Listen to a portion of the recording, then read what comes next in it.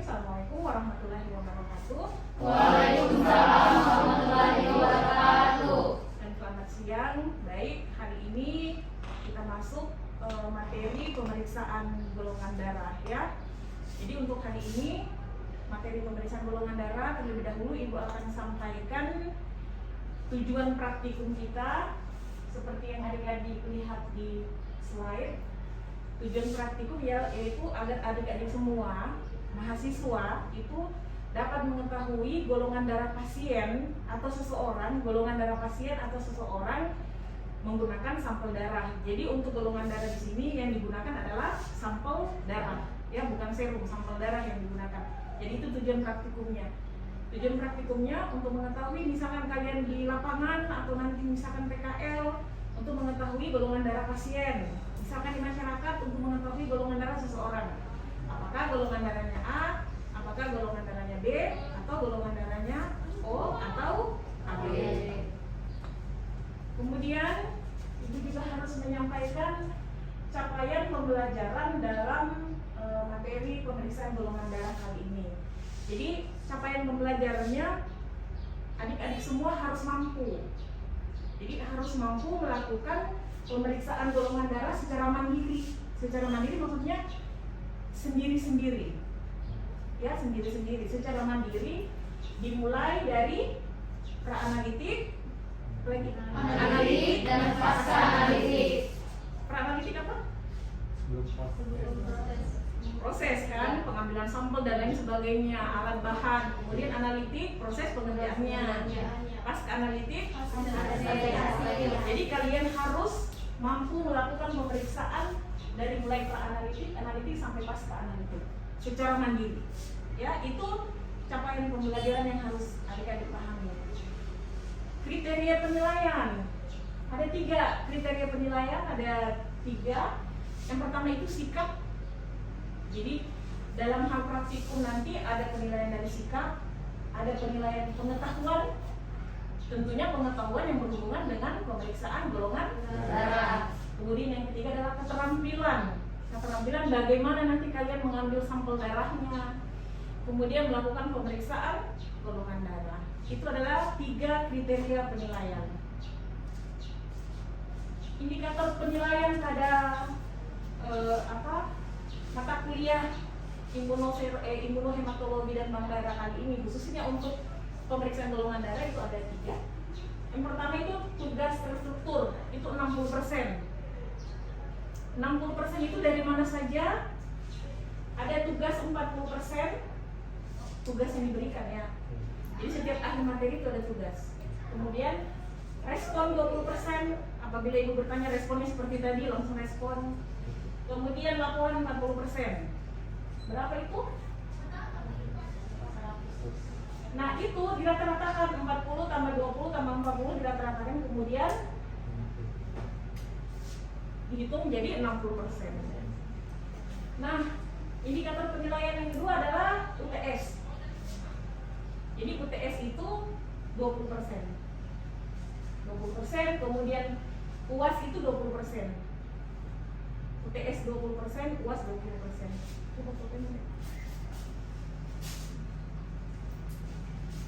Dari tugas terstruktur 60%, nilai UTS 20% dan nilai UAS 20%, itu kan jadinya berapa? 100%. Yang kedua, indikator penilaiannya dalam praktikum materi pemeriksaan golongan darah. Paham ya sampai sini? Ya. Oke, baik. Kita langsung ke materi untuk hari ini. Seperti yang kita ketahui di materi sebelumnya, teori tentang golongan darah, pemeriksaan golongan darah ada 3. Ada slide test, ada tube test, dan ada microwave plate. Tapi untuk kali ini prakteknya kita pakai yang slide test. Yang banyak dipakai pada saat di rumah sakit, di puskesmas, itu lebih banyak pakai slide test. Karena kenapa? Pengerjaannya yang cepat. Jadi sampel yang digunakan juga cukup darah kapiler. Tetapi untuk kali ini kita pakai darah vena karena untuk supaya bisa belajar mandiri masing-masing. Ya, kita coba seperti itu. Nah ini di laboratorium itu tidak lepas dari 3 ini. Ada yang pra-analitik, analitik sama pasca analitik. Tahapan di laboratorium 3 ini tidak boleh lepas. Ya. Ibu ulang pra-analitik, analitik sama pasca analitik. Untuk metode slide pra-analitik ada prinsip pemeriksaan. Prinsip pemeriksaan golongan darah. Kemudian ada jenis sampelnya, jenis sampel apa yang digunakan. Kemudian ada reagennya, reagen apa yang digunakan. Kit apa yang digunakan. Kemudian ada alat apa yang digunakan selama proses pemeriksaan. Itu untuk analitik. Nah, kalau analitiknya prosedur pemeriksaan. Prosedur pemeriksaan itu bukan pada saat kamu mengambil sampel darah, bukan. Jadi pada saat adik-adik memeriksa di bawah di slide di kertas golongan darahnya untuk menentukan apakah dia golongan darah A, O dengan B, AB. Diulang apakah dia golongan darah A, B, AB atau O, ya. Nah, pasca analitik, interpretasi hasil. Interpretasi hasil seperti yang kalian ketahui, kalau dia aglutinasinya di golongan darah A, berarti dia golongan darah A. Kalau dia di interpretasinya di golongan darah O, berarti dia golongan darah O. Jadi ada nanti aglutinasi. Ya, nanti sebentar kita praktekkan bagaimana sampai dikatakan bahwa dia golongan darah. Kita masuk di prinsip pemeriksaan. Prinsip pemeriksaannya, apabila sel darah merah mengandung antigen yang sesuai dengan jenis antibodi yang ditambahkan pada reagen, maka akan terjadi aglutinasi. Maksudnya seperti ini. Apabila sel darah merah berarti eritrosit. Apabila di eritrositnya itu mengandung antigen yang kemudian ditambahkan dengan reagen yang mengandung antibodi, terjadi aglutinasi. Jadi kalau eritrositnya ibu mengandung antigen A, terus ditambahkan dengan antibodi anti A, hasilnya nanti golongan darah A, seperti itu. Jadi intinya adalah di darah ibu itu tergantung eritrositnya itu mengandung antigen apa. Jadi kalau antigennya B berarti golongan darahnya B. Paham ya sampai sini? Jenis sampel. Dia whole blood sudah pasti darahnya. Kemudian suspensi sel. Reagennya reagen yang mengandung anti A, anti B dan anti AB. Ya. Kenapa O tidak dicantumkan? Karena O itu kalau ketika tidak ada aglutinasi memakai anti A dengan anti B, terus tidak ada aglutinasi berarti sudah menandakan bahwa golongan darah tersebut adalah golongan darah O. Jadi tidak perlu ada reagen untuk anti O. Cukup anti A, anti B. Alat dan bahan tadi masuk apa deh? Pra-analitik, analitik atau pasca? Pra-analitik. Ini itu maksud. Jadi kertas golongan darah. Jadi nanti reagennya disimpan di sini, anti A, anti B, anti AB. Ya. Kemudian ada batang pengaduk, bisa dipakai tusuk gigi juga. Kemudian ada pipet. Kemudian ada ini adalah alat dan bahan yang akan kita gunakan sebentar pada saat kita melakukan pemeriksaan golongan darah. Prosedur pemeriksaan, tolong dipahami ya. Teteskan 1 tetes anti A.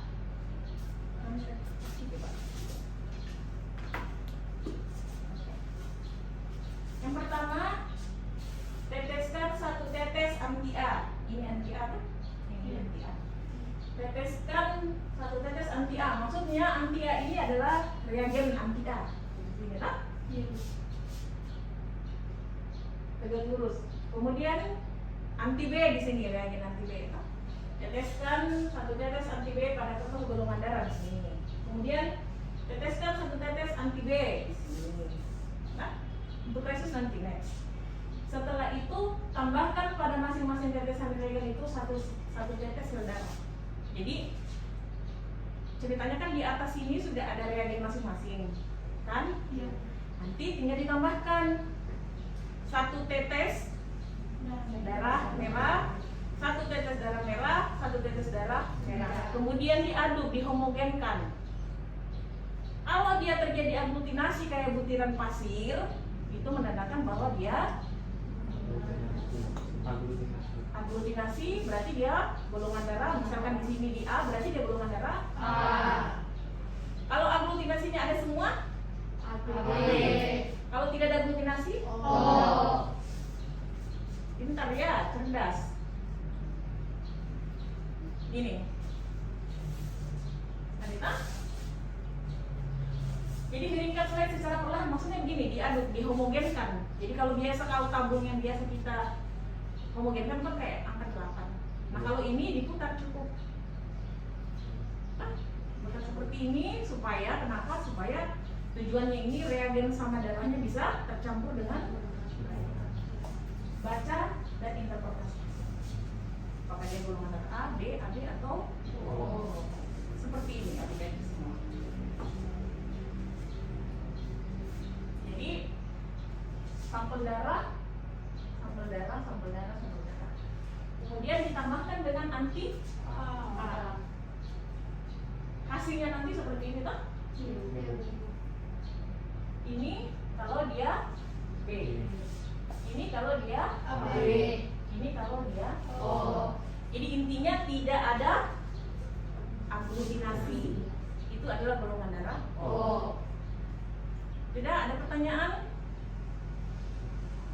Ada pertanyaan untuk ini? Setelah itu kita masuk praktikum. Kita masuk praktikum ya. Baik. Silakan untuk flebotomi, pengambilan darah. Siapa?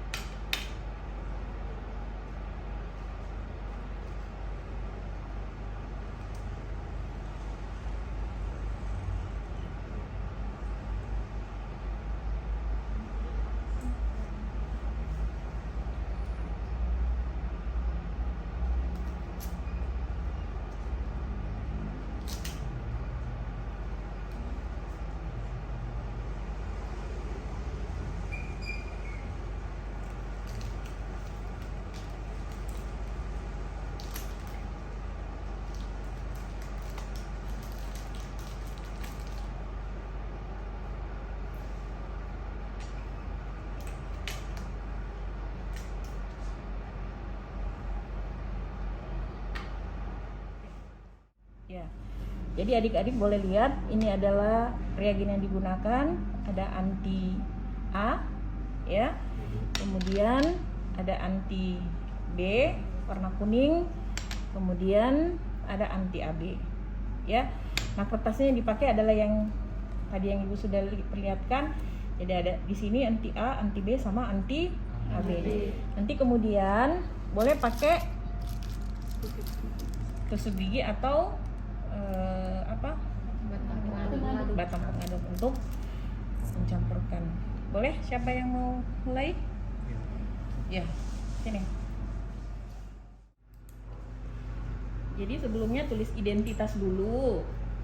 Nama pasiennya siapa? Ya, Muhammad Ilyas misalnya ya. Tanggal lahirnya berapa? Kendari berapa?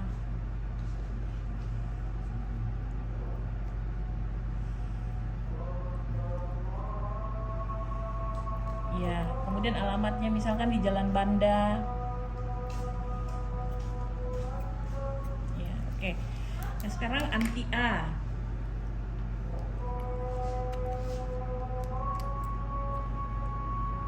Satu tetes. Oke. Anti B satu tetes.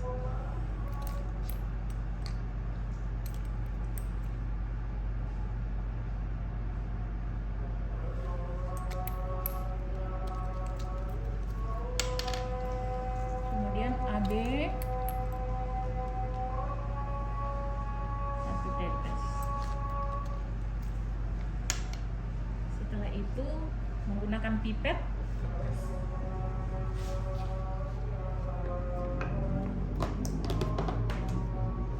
ya, diambil darahnya satu tetes, darahnya dihomogenkan dulu. Karena biasanya kalau lama pengambilan itu biasanya darahnya agak mengendap, jadi harus dihomogenkan dulu. Oke, sudah.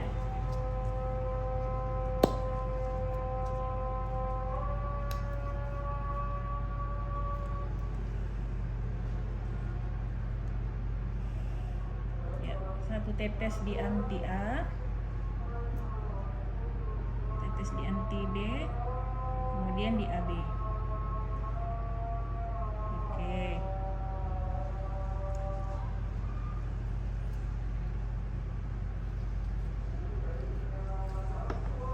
Setelah itu dengan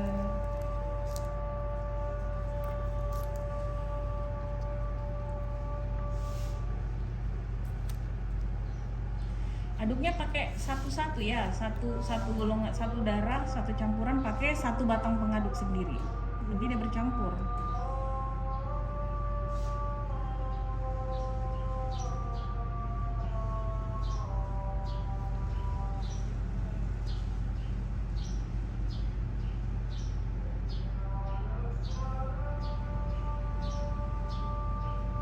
Oke, sudah.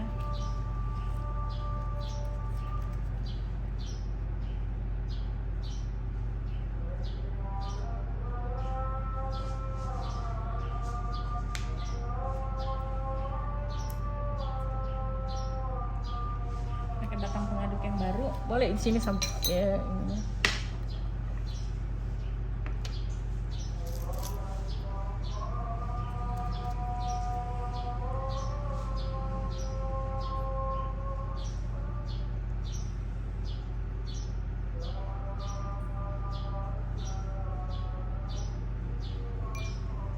Kemudian dihomogenkan pelan-pelan.